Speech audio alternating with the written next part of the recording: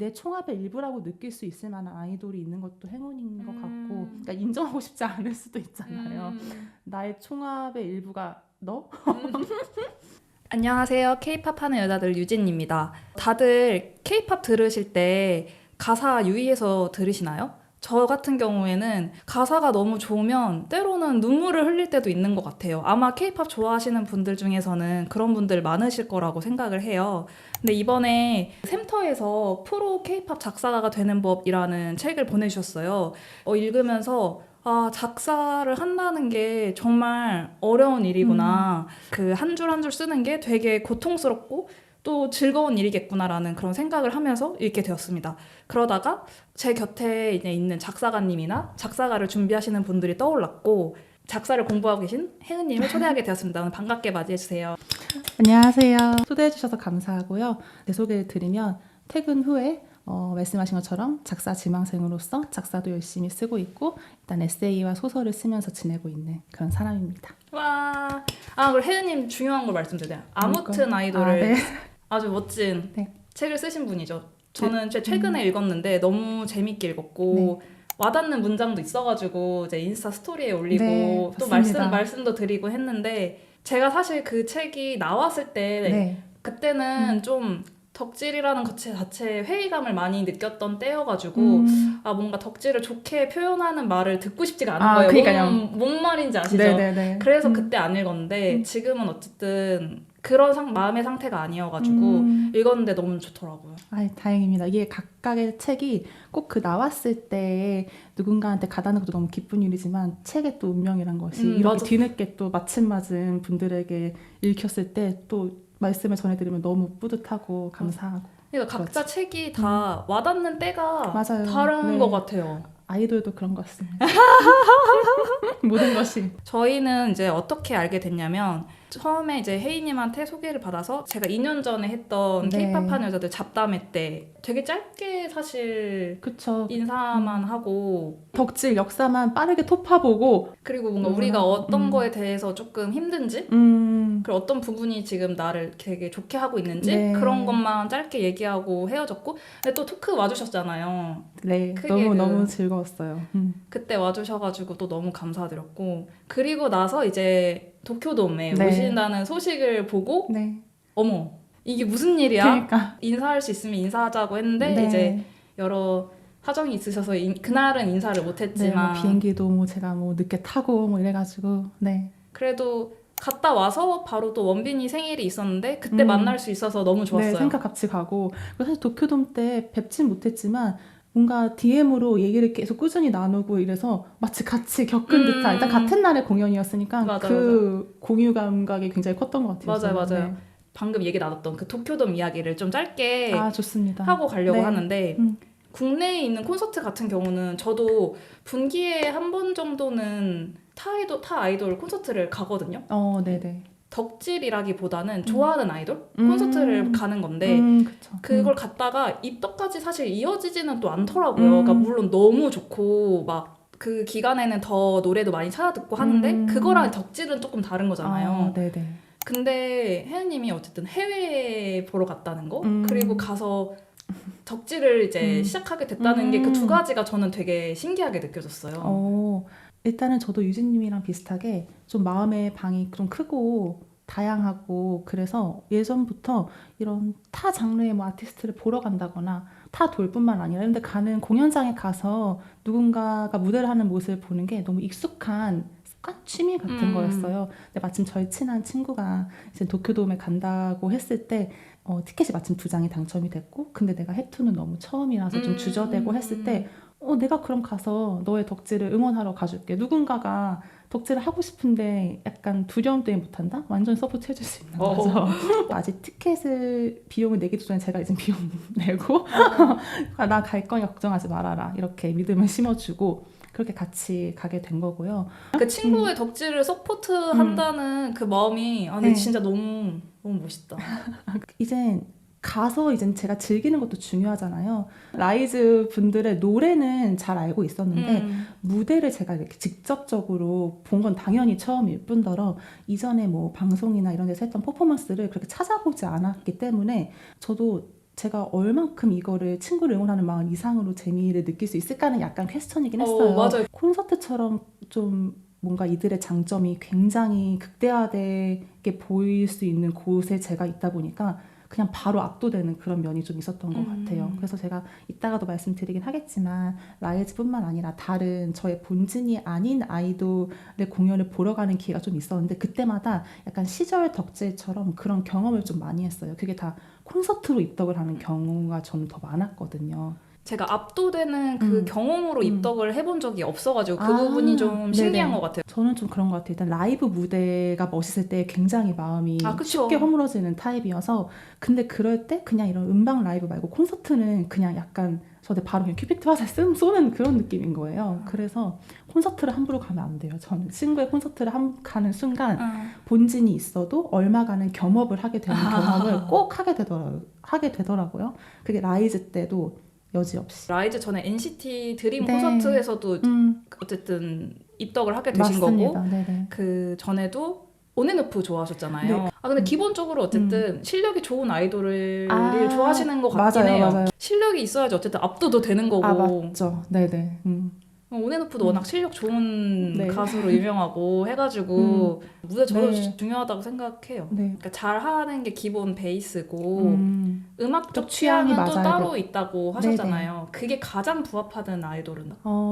그렇게 치면은 온앤오프인 것 같은데요. 제가 덕질의 시작을 G.O.D로 시작했어요. G.O.D는 아이돌이긴 하지만 대중가요를 하는 아이돌이라고 저는 뒤늦게 좀 생각이 들어요. 그래서 그 노래들이 좀 더 범국민적인 사랑을 받았기 때문에 국민 가수라는 타이틀도 아직까지 이렇게 유지가 되고 있고 그래서 제가 뭔가 아이돌을 좋아했을 때 나한테 가장 상징적으로 남아있는 게 음악인데 그걸 G.O.D의 음악으로 내가 만약에 이제 쌓아갔다고 시작하면 K-팝 어떤 팝스러움 말고 가요스러움을 이해했어요. 가장 그 노스텔지어를 불러일으키는 아이돌이 누구였냐 하면 온앤오프였던 것 같아요. 뭔가 뭐 예스럽다는 말을 하는 게 아니라 똑같은 K-팝 안에서도 뭐랄까 노스텔지어를 자극하는 요소들이 많았던 것 같아요. 저한테는. 그래서 좀 완벽하게 이해했어요. 네. 워낙에 명곡이 많은 아이돌 그룹으로 다들 좋아해주고 계신데 그들의 이제 대표곡들 말고도 이제 수록곡들은 특히나 더 가요스러워요. 저는 그 부분이 되게 좋거든요. 뭐 이거를 제가 구체적으로 설명드릴 수 있으면 좋은데 덕후분들은 아실 거예요. 지금 K-팝스러운 것과 한국 가요스러움이 무엇인지를 리스너분들은 아실 거라고 생각합니다. 네. 완전 이해했고 네. 그런 느낌을 좋아하시는구나. 그럼 라이즈 공연 네. 중에서 네. 가장 좋았던 공연 그 무대는 어떤 거였어요? 가장 좋았던 건 콤보. 시작부터 되게 센 곡들 위주로 이렇게 달려서 제가 나중에 연락줬는데 괜찮은지 애들 이렇게 하는 게 맞는지 너무 좋은데 팬송 좋은데 멘트도 거의 없고 맞아요. 아무튼 계속 이게 달리는 무대에 이제 계속 치이다가 콤보가 이렇게 무대 위에 싹 상승하면서 이렇게 그들이 노래 부르는데 너무너무 홀리했어요. 저는 콤보 들으면서 첫 공연 때는 울었어요. 저도 좀 눈물 고였던 것 같아요. 네. 네. 그리고 콘서트장에서 가사에 집중하기 되게 쉽지 않거든요. 이미 내 안에 그것들이 가사가 롤링되고 있는데 가사를 곱씹으면서 그 무대를 보기는 쉽지 않아요. 특히 아이돌, K-팝 아이돌 같은 경우는. 근데 콤보는 제가 이미 브리즈도 그때는 아니고 그냥 이미 너무 많은 퍼포먼스에 지금 약간 정신이 나가 있는데도 콤보는 그 하나하나가 저한테 이게 가사가 새겨지는 거예요. 그만큼 그들이 이제 라이브를 굉장히 좋은 무대를 보여줬다는 거고 그때 좀 느꼈어요. 라이즈 너무 멋있잖아. 콤보로 좀 확신했던 것 같아요. 제가 느꼈을 때는 그것도 있었어요. 그러니까 자기 삶이랑 되게 맞닿아서 그 부르는 가사랑 본인이랑 이제 너무 일치하니까 그게 더 잘 전달력이 높다고 느껴졌어요. 또 그 어떤 서사나 캐릭터를 더 알고 있는 팬분들이라면 그래서 진짜 눈물 나더라고요. 네, 콤보는 네. 그리고 전 나왔을 때는 사실 네. 그렇게까지 감동을 주진 않았었거든요. 그 처음 나왔을 때 그냥 음원 나오고 영상만 나왔을 때는 조금 그 전에 나왔던 붐붐 베이스나 그런 나왔던 곡들이랑 좀 느낌이 달라서 그렇긴 하죠. 네. 뭐 이런 곡도 하네? 약간 튀는 느낌이었을 수 있을 것 같아요. 이전에 네네. 그래서 비교했을 좀 그렇구나 하고 뭔가 최애곡이라거나 그렇지 않았는데 콘서트에 올라간 날부터 그런 노래들이 있어요. 콘서트에서 보면 1등으로 내 마음속에 자리 잡게 되는 노래들. 맞아요. 콤보가 저한테는 그랬어요. 연출도 매번 힘줘서 하는 것 같고 가수도 이 네. 노래를 좋아하고 회사에서도 이 노래를 잘 보여주고 싶어하는 그 이 어, 셋의 마음이 맞아서 맞아. 좋은 것 같다. 맞아요. 무대의 구성을 보면 알 수 있어. 얼마나 힘을 주고 디테일을 이제 팬들로 하여금 발견할 수 있게 했는지. 콩무는 춤도 따로 막 있는 게 아니라 네. 오로지 노래로 그걸 전달해서 맞아요. 근데 제가 그걸 되게 퍼포먼스 무대처럼 느껴졌다는 게 되게 특별한 오. 경험이었던 것 같아요. 이거 그냥 사실 이 무대 장치 상승하고 거기서 부르는 건데 이게 되게 에너제틱하고 완전 퍼포먼스를 한 듯한 느낌처럼 그냥 보컬을 보여준 게 아니라 그래서 저도 엄청 인상적으로 남아있어요. 그럴 때 압도당하지 않을 수 없는 거예요. 맞아, 위험합니다. 네. 그래도 그 어쨌든 혜은님이 네. 기본적으로 뭔가 무대를 잘하는 사람을 좋아하시는데 네. 라이즈가 거기에 기대를 미쳐서 너무 다행이네요. 너무 제 친구도 똑같은 마음 했어요. 똑같은 말을 너가 나보다 더 즐긴 것 같다. 이렇게 오시는데 네. 애들이 좋은 무대를 보여야 되는데 괜히 얘기했지. 그러니까 이게 아는 사람들 공연 오면 뭐 친구 오거나 맞아요. 하면은 긴장 내가 긴장돼. 내가 긴장돼. 아니 제가 제일 좋았던 거는 네. 이거 도쿄돔이 진짜 크잖아요. 네. 그래서 저는 그 큰 무대다 보니까 그러면은 어쨌든 아티스트랑 그 거리가 현실적으로 멀어질 수밖에 없으니까 네. 내가 그 감동을 체조에서 느꼈던 것만큼 느낄 수 있을까라는 어떤 걱정이 조금 있었어요. 그러니까 스크린만 보고 오게 될까봐 걱정했던 거죠. 정확히 말하면. 그러니까 너무 멀어서. 근데 전혀 그렇지 않고 계속 그 무빙 스테이지를 너무 잘 활용해서 맞습니다. 그 사람한테 시선을 스크린이 아니라 또 너무 멀리 있는 팬들이 아쉽지 않게 보통 구석구석은 돌아다니기만 하잖아요. 근데 그렇지 않고 그 무대도 다 보여주고 싶어하는 마음에 그 무빙 스테이지를 끝까지 맞아요, 밀어넣는 맞아요. 게 네네. 되게 감동적이더라고요. 맞아요. 그 말씀도 너무 공감이 되고 일단 기본적으로 저는 그 공연장 안에 제가 있기만 하면 되는 사람이거든요. 아, 그래서 여긴 또 그렇구나. 가성비가 되게 좋아요. 그래서 뭐 고쳐 4층에서 봐도 그 VIP석에서 본 애들처럼 행복해요. 그래가지고 도쿄돔 이번에 이제 자리에 떴을 때 트위터에서 도쿄돔 시야에 대한 설명을 해준 유명한 그 짤이 있어요. 뭐 어디는 뭐 안 가는 이만 못한 서 이런 건데 근데 이제 친구가 이걸 보여줬어요. 어떡하냐 혜은아. 그래서 우리가 뭐 어디가 될지 모른다. 그래서 나는 그게 너무 싫은 거야. 이 자리를 이미 그렇게 정의해버린 게. 이 자리는 어떤 석, 이 자리는 뭐 어떤 석. 나는 어디 가도 행복할 수 있는 사람인데. 그래가지고 물론 무슨 말인지는 이해되지만 그래서 애초에 아무런 망설임 같은 게 없었고 그거는 한국 공연장에서도 마찬가지인 것 같아요. 그냥 제 자리가 있기만 하면 물론 이건 너무나 티켓팅이 치열해진 탓에 제가 제 마음을 그렇게 다스린 것도 있지만 어느 면에서는 내려놓은 것도 있지만 근데 그래도 기본적으로 그 공연장 안에서 뭐 제가 말씀하신 것처럼 스크린만 보게 되는 시제석도 가본 적 있거든요. 와. 근데 너무 행복한 거예요. 그래서 내가 좀 그런 종류의 사람인가 보다. 저는 사실 그 전에 좋아했던 아이돌이 제가 공방을 많이 다니고 네. 콘서트에서도 뭐 스탠딩 100번대를 어쨌든 성공할 수 있는 그런 아이돌을 이제 한 3년 정도 좋아했다 보니까 거리감이 굉장히 가깝게. 네, 맞아요. 그런 거를 공방 진짜 가깝잖아요. 맞아요. 근데 그 중독이 또 있어요. 공방 중독. 그러니까 공방 중독이 넘어서 앞자리 중독이 된 거예요. 이제 만족할 수가 없는 거야. 계속 더 앞으로 가야 되고 나는 좀 앞에서 봐야지 행복함을 느낄 수 있는 그럴 수 사람인 있죠. 것 같은데 내가 이 덕질을 잘 할 수 있을까? 우리 지속 가능한 거에까지 영향을 미칠까봐 이 규모의 달라짐이. 도쿄돔 땐 그 걱정을 많이 했어요. 근데 이게 가능하구나. 100번대에서 본 것 같은 느낌을 주면 되는구나. 맞아요. 그냥 아티스트가 해결할 수 있는 문제구나. 맞아. 그리고 또 나도 새로운 나의 뭔가 덕질의 가능성을 발견하게 되기도 하는 것 같아. 나는 정말 이런 사람인데 어떤 아이돌을 좋아할 때 난 이렇게도 덕질할 수 있네를 걔네가 알려줘요. 맞아요. 그래서 저도 네. 약간 4층에 가도 행복하게 즐길 수 있는 사람이네.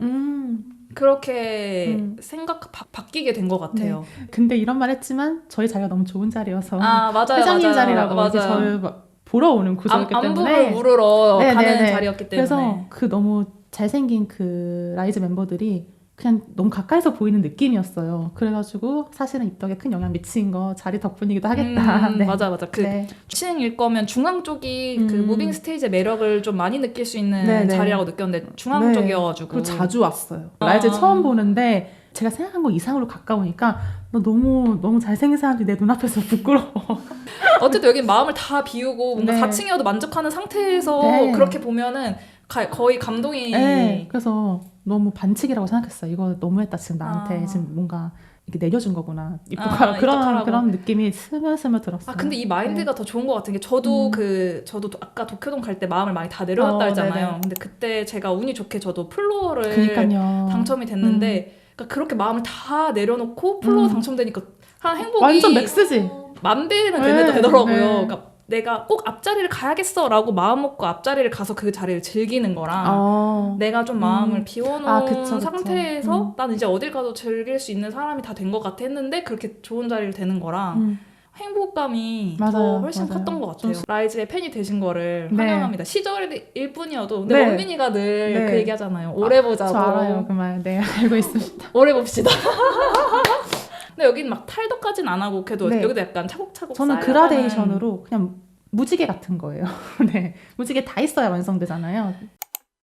그 작사가가 되기로 결심하게 된 계기가 궁금해요. 10대 때 제가 실용음악을 좀 오래 했어요. 완전 중학생 때부터 고등학교 때까지 그냥 실용음악해서 아티스트가 돼야지 이런 생각을 했었는데 너무 어렸을 때부터 뭔가를 꿈꾸다 보니까 제가 슬럼프가 찾았을 때 그걸 완전히 이겨내지 못하고 그냥 포기하고 고3 때 그걸 안 했거든요. 입술이 이제 코앞인데. 그래서 그때의 그 경험이 20대 내내 저를 많이 괴롭혔어요. 너는 다시는 뭔가를 좋아하기 어려운 사람이 될 완전 정병에 걸려가지고 그렇게밖에 표현하기 어렵다. 겉으로는 세상 온화하게 지내면서 그 내 안에서 너무 많은 게 썩고 있었던 거예요. 실용음악을 그만두고 간 게 문희창 작가거든요. 그러니까 어쨌든 새로운 뭔가 할 수 있는 거를 발견했는데 아무리 그 일에서 내가 기쁨을 찾으려고 해도 네가 지금 열심히 글 쓰고 뭐 하면 뭐해? 너 어차피 또 포기할 텐데. 이게 자꾸 저의 발목을 잡게 되는 거예요. 제가 여기서 지금 얼마나 성실하게 임하고 있든 10대 때의 그 좌절의 경험이 자꾸 제 발목을 잡아서 와 나는 이거 회복하는데 시간이 좀 걸리겠다. 그게 진짜 힘들었거든요. 그래서 글 쓰고 이야기 쓰고 하는 것들에 대해서 내가 뭔가 애정을 쏟을라 치면 과거에 제가 제 머리채를 잡고 마치 글로 못 가게 하듯이 그게 좀 힘들었어요. 그 무렵에 30대로 넘어가는 과정에서 좋은 동료들을 많이 만났다 그랬잖아요. 이젠 저랑 책방을 같이 운영했던 이미아 작가님인데 그렇게 이미아 작가님이랑 뭐 다른 친구들이랑 제가 글 쓰는 거 응원해 주시고 하면서 첫 책이 나오고 나니까 아무튼 아이도 쓰고 이렇게 하는 과정에서 이제는 내가 꿈을 포기했던 시절보다 이 꿈을 긍정하고 내가 나는 이젠 글 쓰는 사람이고 글을 쓰는 게 나한테 정말 소중한 일이야를 과거에 저한테 해줄 수 있게 된 게 저 그때 회복이 된 거거든요. 그러고 나니까 마음이 굉장히 편해졌는데 어느 날 작사 아카데미 광고가 저한테 갑자기 뜨기 시작했어요. 그래서 좋지. 작사 아카데미라는 거 예전에 한번 꿈꿨던 적이 있었거든요. 깊게 그 마음이 가진 않아서 그냥 그런가 보다 했는데 이번엔 그냥 지나칠 수가 없는 거예요. 물론 이제 이 글에 대한 꿈이 너무 나한테 1등이 되었고 이거에 대한 삶을 사는 게 너무 익숙해졌지만 한편으로는 그 예전에 꿈에 대한 그런 씁쓸함은 있죠. 근데 지금 와서 내가 다시 예전처럼 무대에 서는 플레이어가 되는 꿈을 꾸고 싶진 않아. 하지만 작사를 만약에 한다면 음악이라는 테두리 안에서 내가 뭔가를 창작해 볼 수 있는 사람이 될 수 있겠구나. 음악을 내가 만드는 사람의 일부가 될 수 있겠다는 상상을 하니까 갑자기 너무 마음이 설레는 거예요. 다시 학창시절에 음악을 하려고 했었던 것처럼 글을 내 이제 정체성으로 만든 이유 중 하나는 음악과 화해하기 위해서일지도 모르겠다 해서 작사는 글로 하는 거잖아요. 글을 쓰는 일이잖아요. 어쨌든 그래서 하게 된 거예요. 해볼까 해서 아카데미를 등록을 하고 10개월 과정을 수료를 하고 그러고 나면 이제 데모곡을 받을 기회가 주어져요. 뭐 이제 엔터테인먼트에서 데모를 싹 뿌리잖아요. 에이전시한테. 그럴 때 이제 데뷔반을 수강한 수료생들한테 이제 데모를 나눠주고 거기에 제가 작사를 시안을 제출하면 데뷔가 되면 데뷔를 하는 거고 이제 뭐 거기서 안 되면 그냥 계속 마치 그러니까 뭔가 공모전을 되게 매일매일 치르고 있다고 보시면 돼요. 모든 작사가 지망생들은. 근데 좀 이렇게 길어질 줄 몰랐어요, 사실. 그래서 그 길어진 줄 몰랐다는 게 되게 당황하기도 했지만 이렇게 어려운 일이라서 다행이라는 생각도 드는 거예요. 내가 이렇게 어려운 일인데 이걸 지금 저 2년째 하고 있거든요. 이 3년 차다. 3년 동안 안 되는 일을 하면서도 근데 이게 심지어 음악과 관련된 일인데 내가 더는 상처받지 않고 이걸 계속 하고 즐겁게 하고 있다는 거 나는 이제 완전히 내 과거와 화해했고 설령 작사가 데뷔를 하지 못해도 이건 이제 나한테 케이팝을 즐기는 하나의 방법이 되었어. 새로운 내가 예상하지 못했지만 짐작조차 못했지만 케이팝을 즐기는 나만의 새로운 장치가 되었어. 하니까 너무 마음이 좋아요. 물론 되면 너무 좋겠죠. 근데 나 자신과 화해한다는 음. 게 되게 좋은 표현인 것 같아요. 저는 그게 좀 필요했던 것 같아요. 확실히. 혜은님한테는 음. 꿈이라는 키워드가 되게 중요한 네. 것 같아요. 저도 모르게 그렇게 돼버렸어요. 뭔가 꿈으로 시작한 건 아닌데 난 그냥 음악 너무 좋고 나 노래 잘하고 싶고 무대에 서고 싶으니까 막 이랬었던 시절을 근데 오래 갔다가 내가 내 손으로 이제 그거 회수하고 다시 회복하지 못하고 근데 운이 좋았죠. 계속 그걸 다른 데 쏟을 수 있는 어떤 나를 발견했다는 점에서 근데 그렇게 이어져 왔던 것 같아요. 저한테는. 제일 좋아하는 음. 가사 혹시 있어요? 그 모든 아이돌 좋아했던 아이돌 통틀어서 제일 좋아하는 가사. 있어요. 그게 뭐냐면 안 물어볼 수가 없다. 온앤오프의 여름의 끝이라는 노래가 있어요. 너무너무 좋은데 이제 브릿지 쪽의 가사가 우리는 어떤 모습으로 기억될까? 우리는 어떤 모습으로 변해갈까? 어쩌면 우리 둘 다 추억이 되진 않을까? 이런 가사가 있는데 그 멜로디로 들으면 훨씬 좋기도 하고 내 최애가 그 노래를 부르면 그냥 완전히 그러니까 막 너무 많은 감정이 들어요. 우린 진짜 어떤 모습으로 변해갈지 모르고 이런 나를 너희들은 혹은 우리는 서로를 어떻게 기억할지 모르고 혹시 이게 추억이 되더라도 지금에 대한 어떤 소중함 이런 것들을 뭐 간직하자 하는 그런 테마 시즌송이긴 한데 저한테는 인생을 관통할 수 있는 말이기도 한 것 같아요. 우리가 진짜 어떻게 변할지 모르지만 함께 있는 시간이 좋게 쌓이고 있다는 것만은 변함이 없어 라는 메시지를 갖고 있는 것 같아서 여름의 끝이라는 노래 정말 좋아해요. 근데 시즌송이어도 계절이라는 게 계속 돌아오잖아요. 그래서 그 가사가 되게 잘 맞는 것 같아요. 맞아요. 네. 그 여름의 끝이라는 제목도 너무 아련하고 좋은 노래니까 다들 오늘 들어봐 집 주세요. 가는 길에 꼭 네, 들어볼게요. 초여름이 막 다가오려 하잖아요. 벌써부터 지금부터 듣기에 너무 좋은 노래입니다. 오케이. 그 앨범이 다 좋아요. 이게 딱 네. 릴리즈 될 때가 딱 그럴 것 같아요. 네. 아무튼 아이돌 책에서 가장 인상 깊었던 문장이 덕후인 내 모습을 스스로 마음에 들어야 한다는 이야기. 이게 지금이어서 저한테 많이 와닿았던 것 같고 공감하면서 읽었어요. 그래서 그런 깨달음을 얻게 된 계기 그리고 언제 스스로의 모습이 가장 마음에 드는지 궁금해요. 저는 어렸을 때부터 좀 하고 싶은 게 명확했던 아이였어요. 10대 때도 꿈이 있었고 근데 그 꿈을 스스로 포기도 해봤고 20대 때 다시 새로운 꿈을 찾고 뭔가 이렇게 제가 저를 데리고 가는 길이 항상 명확했고 그러다 보니까 슬럼프도 오래 겪고 30대에 다시 내 힘으로 원하는 삶을 꾸려보는 경험을 하는 이런 과정에 있었거든요. 근데 그때 10대, 20대와 달리 30대에는 되게 좋은 동료들을 많이 만나서 지금 가장 제가 마음에 드는 모습이에요. 그러니까 똑같이 이런저런 꿈을 꾸고 그 성취와 목표를 향해 달려가는 과정에서 어렸을 때 조금 더 힘들었던 이유는 그걸 저 혼자만 견디는 느낌이었다면 30대에는 실제적으로 저한테 굉장히 좋은 동료들이 많았고 같이 꿈을 응원해주고 같이 이끌어주는 사람들이 많았는데 그게 30대 초반에 만난 저의 최애들한테 또 같은 느낌을 받은 거죠.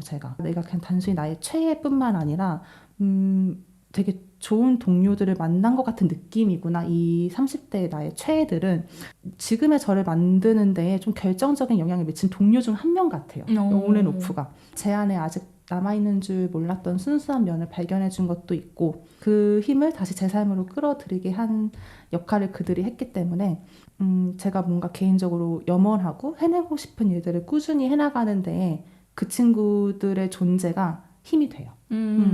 저는 아이돌이 제 동료라고 생각해 본 적 없는데 근데 말씀해주신 설명을 들으니까 네네네. 맞는 것 같아요. 저는 친구들이 저한테 준 영향이 정말 커요. 친구들 정말 좋아하고 저라는 사람이 그 모든 친구들의 총합 같다는 생각을 정말 많이 하거든요. 그걸 다른 책에도 쓰긴 했는데 그때 아이돌을 그 목록 안에서 뺄 수 있냐? 저는 아닌 거예요. 저를 구성하는 모든 친구들의 총합에 아이돌도 있는 거죠.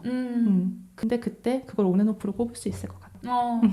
그럴 때 내 총합의 일부라고 느낄 수 있을 만한 아이돌이 있는 것도 행운인 것 같고 그러니까 인정하고 싶지 않을 수도 있잖아요.